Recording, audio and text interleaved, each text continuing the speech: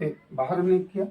प्रारूपिक तत्व के बारे में बात करते हैं। इस तत्वों की कुछ विशिष्ट विशेषताएं हैं जिसके बारे में बात करते हैं। तो प्रारूपिक तत्व या निरूपक तत्व जिसको कहते हैं। प्रारूपिक तत्व को ही क्या कहा जाता है? प्रतिनिधि तत्व। प्रतिनिधि तत्व। प्रतिनिधित्व तत्व क्या क्यों कहते हैं?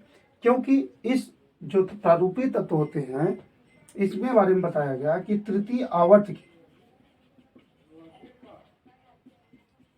के जो तत्व होते हैं, तृतीय आवर्त के जो तत्व होते हैं अपने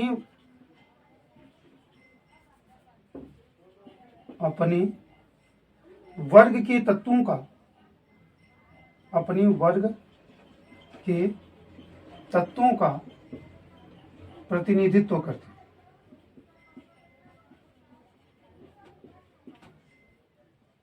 यानी तृतीय आवर्त के जो तत्व होते हैं अपने ही वर्गों के तत्वों का क्या करते हैं? प्रतिनिधित्व करते हैं। क्योंकि इनके जो गुण होते हैं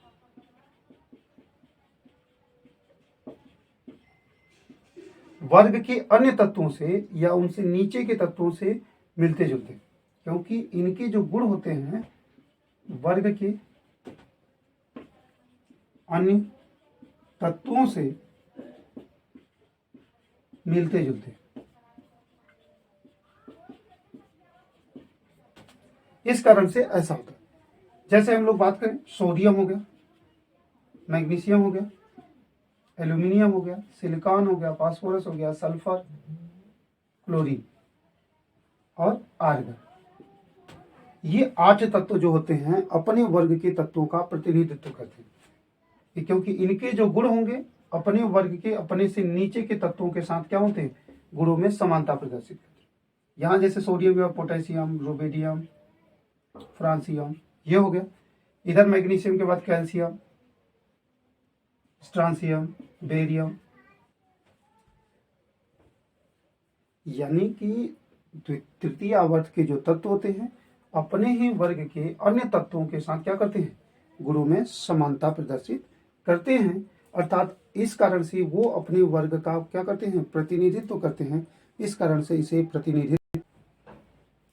चलिए हम लोग बात करते हैं अभी विकर्ण संबंध के बारे में, यानी डायगोनल रिलेशनशिप। तो विकर्ण संबंध क्या होता है कि द्वितीय आवर्त के कुछ तत्व, द्वितीय आवर्त के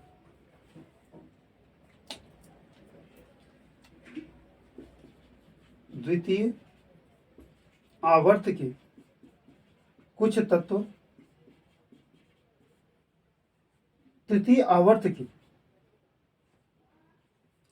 तृतीय आवर्त के कुछ तत्व तृतीय आवर्त के अपने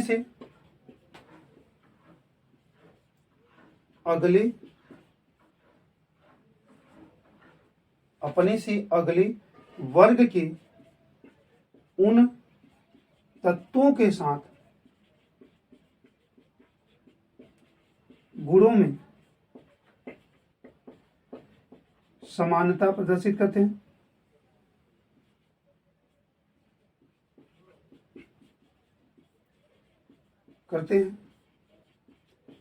जो उनके विकर्णी अभिमुख होते हैं।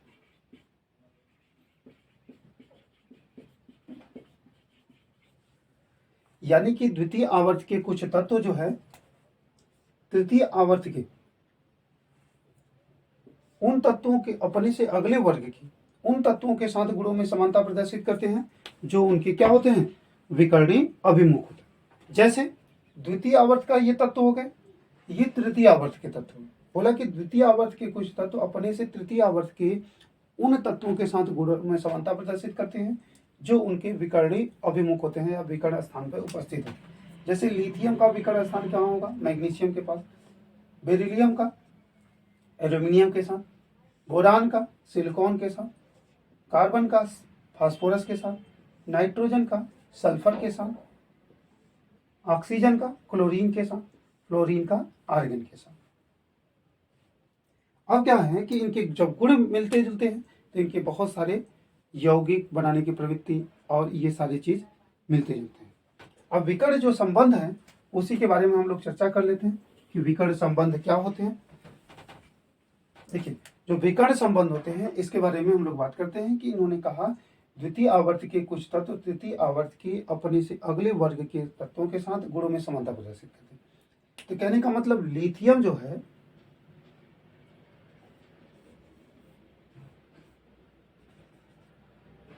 मैग्नीशियम से तो गुणों में समानता प्रदर्शित करता है, लेकिन बेरिलियम क्या करता है, सोडियम से नहीं करता। क्यों?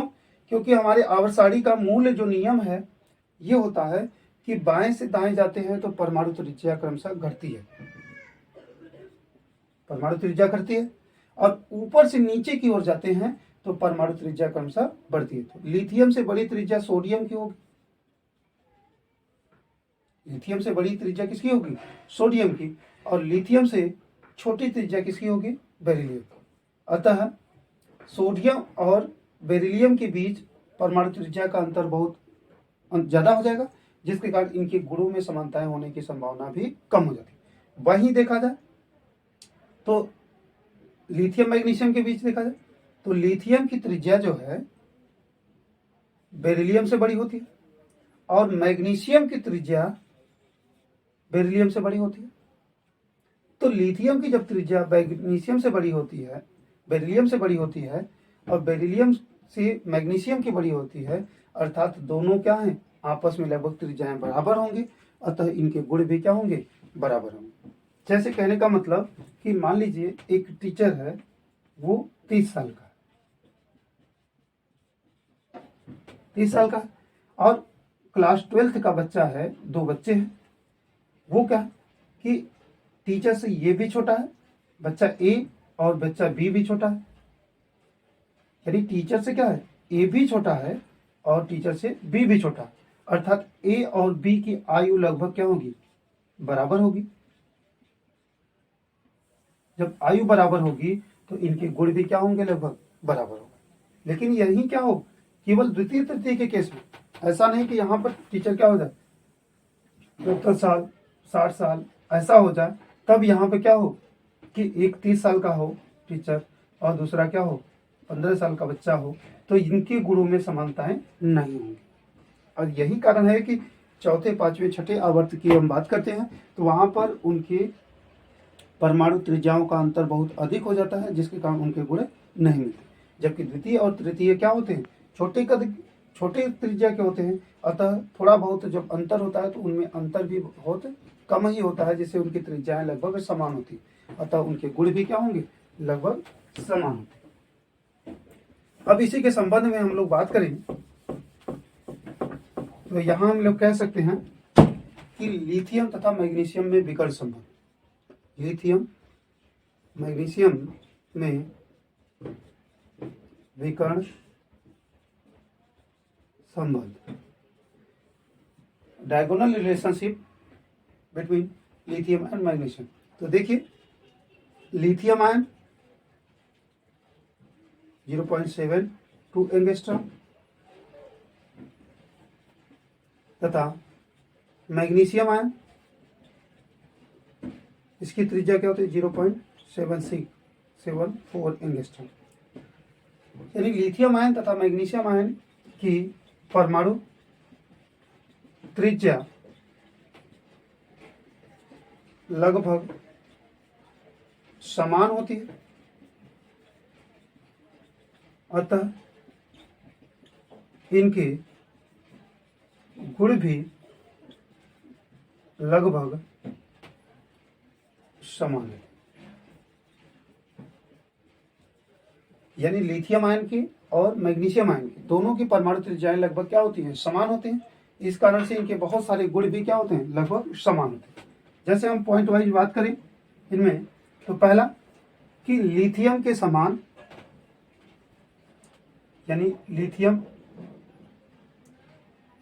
ऑक्साइड के समान, मैग्नीशियम के समान, मैग्नीशियम भी ऑक्सीजन से क्रिया करके,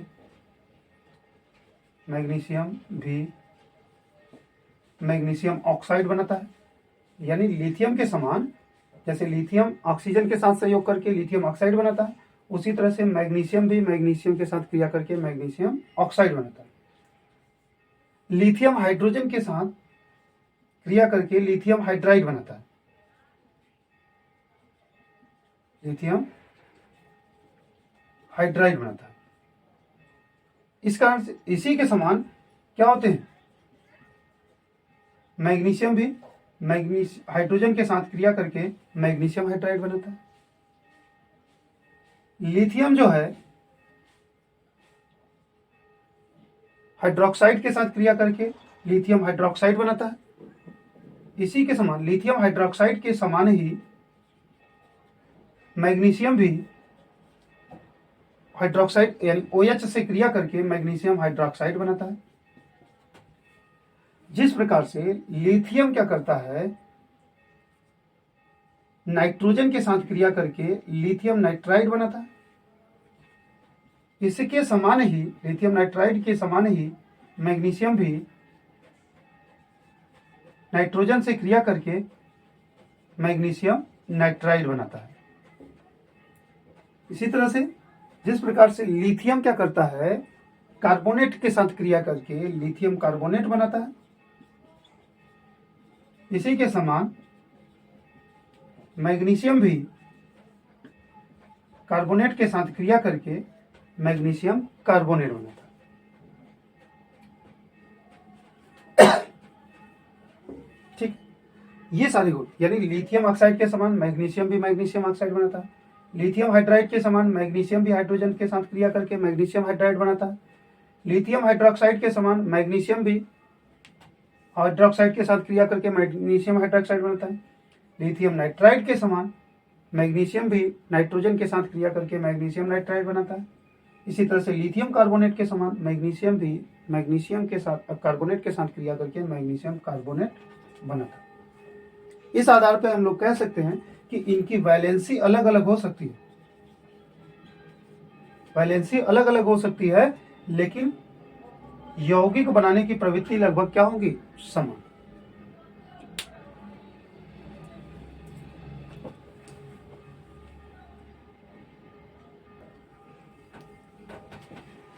इसी तरह से कह सकते हैं लिथियम क्लोराइड के समान मैग्नीशियम भी क्लोरीन से क्रिया करके लिथियम मैग्नीशियम क्लोराइड बनाता है। यानी ये बहुत सारे गुण हैं जो आपस में मिलते जुलते हैं, इसी को कहा जाता है विकर्ण संबंध। Thank you. अगले पार्ट में हम लोग और बातें करेंगे सेतु तत्व के बारे में, निरूपक तत्वों के बारे में, इन सब के बारे में। तो थैंक यू।